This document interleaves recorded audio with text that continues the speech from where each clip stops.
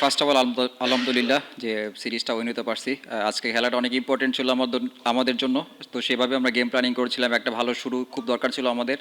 তো চেষ্টা করেছি উইকেটে যত লম্বা খেলা যায়, কারণ এখানে প্রথম 20 ওভার আপনার নর্মালি বল আসতেছিল ব্যাটে, বাট 20 ওভার পরে বল যত পুরাতন হইতেছিল বল আসতেছিল না। তো আজকে চেষ্টা করেছি যে ভালো শুরু হলে যতটা লম্বা ক্যারি করা যায় সেটা চেষ্টা করেছি, আর ফার্স্ট সেঞ্চুরি তো অবশ্যই স্পেশাল আলহামদুলিল্লাহ। ওই সময়টা বল একটু রিভার্স করছিল, তো শান্ত ভাইয়ের সাথে আমার ডিসকাস হচ্ছিল। শান্ত ভাই আমাকে অনেক হেল্প করছে ওই সময়টায়, কীভাবে খেলা উচিত, কীভাবে এই এই এই 2-1 ওভার সার্ভাইভ করা যায়। তারপরে তিনি আমাকে বলছিল যে তারপরে আরও অনেক ইজি হয়ে যাবে। তো চেষ্টা করছি ওই 2-3 ওভার সার্ভাইভ করে এবং দেখে শুনে। অবশ্যই আমি ক্লিয়ার মাইন্ড ছিলাম। ক্লিয়ার মাইন্ড না থাকলে এরকম সময় কেউ এরকম রিস্কি শট খেলে না। তো আমার কাছে যেটা মনে হয়েছে এটা করলে হয়তো বা ভালো, আমি সেই আমার ডিসিশনে গিয়েছি আর কি। না, অবশ্যই আমি চেষ্টা করছি যে আমার ব্যাটিংটায় কিছুটা কাজ করার, স্কিলের থেকেও মেইনলি মেন্টালি কীভাবে আরও হেলদি হওয়া যায় সেই জিনিসটা চেষ্টা করছি। এটাই ব্যাটিংটা নিয়ে আসলে কোচের সাথে অ্যাশ ভাই আছে, দেন সালাউদ্দিন স্যার, হেড কোচ, সবার সাথে কথা হয়। আর মেইনলি একটা নাম মেনশন করতে চাই আজকে, যে শারিয়ান নাফিস, তার সাথে আর কি অন অ্যান্ড অফ আমার কথা হয়।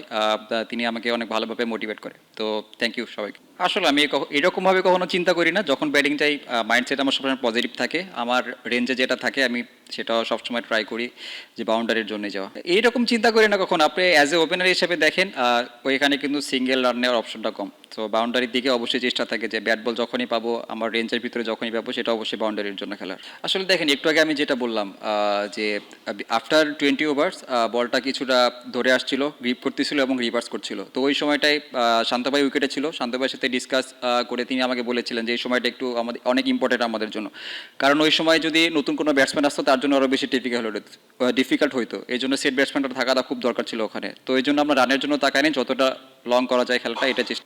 এরকম কখনো চিন্তা করি না, সবসময় চেষ্টা করি টিমের জন্য ভালো কিছু কন্ট্রিবিউট করার। আর লাস্ট ওয়ান ডেতে অনেকগুলো ভালো সেট হয়ে আমি আউট হয়ে গেছি, সেটা ক্যারি করতে পারি না। তো আজকে চেষ্টা করেছি যে যেটা ভালো শুরু পাইছে এটা যাতে কিভাবে আর একটু বড় খেলা যায়। তো তো যেটা হয়েছে আলহামদুলিল্লাহ। আসলে দেখ একটু খারাপ লাগে, কারণ লাস্ট আরও হয়তো বা আগে হওয়া উচিত ছিল এটা, বাট করতে পারিনি। অনেকগুলো ভালো লিঙ্কস ছিল, সেগুলো ক্যারি করতে পারি না আমি। তো আসলে যেটা পাস্ট হয়ে গেছে ওই দিকে তাকাতে চাই না, সামনে মুভ ফরওয়ার্ড করতে চাই।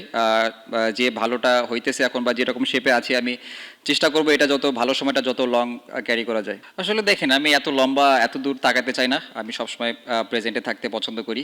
আজকে যেটা হয়েছে এটা কিন্তু পাস্ট হয়ে গেছে। সামনে যে সিরিজটা আসবে চেষ্টা করবো প্রত্যেক সিরিজে প্রত্যেক ম্যাচে ভালো কিছু কন্ট্রিবিউট করে, এবং আপনি যেটা বলেন সেঞ্চুরির কথা, প্রত্যেক ম্যাচে চেষ্টা থাকবে সেঞ্চুরি করা। এটা তো সব ব্যাটসম্যানেরই থাকে যে প্রত্যেক ম্যাচে ভালো করবে, টিমকে ভালো কিছু কন্ট্রিবিউট করবে। তো আমার চেষ্টা থাকবে প্রত্যেক ম্যাচে কীভাবে কি টিমকে ভালো কিছু কন্ট্রিবিউট করতে পারি, আর আমি এত লম্বা এত দূর তাকাতে চাচ্ছি না। ইনশাল্লাহ চেষ্টা করব, হয়তো বা এর থেকেও বেশি হতে পারে। তো স্বপ্ন দেখতে তো কোনো সমস্যা নেই, তো অবশ্যই চেষ্টা করবো ইনশাল্লাহ। অবশ্যই অনেক ইম্পর্টেন্ট ছিল, কারণ আমাদের শেষে দেখছেন যে রিশাদকে বোলিং করানো হয়েছে, যে সময়টায় আসলে আমরা চাইছিলাম একটা কোনো পেসার থাকবে কিংবা এরকম কি।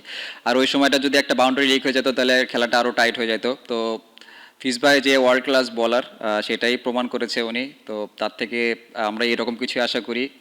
তো কি বলবো, যেটা হয়েছে আলহামদুলিল্লাহ সব কিছু ঠিকঠাকভাবে গেছে, আমাদের ফরে গেছে।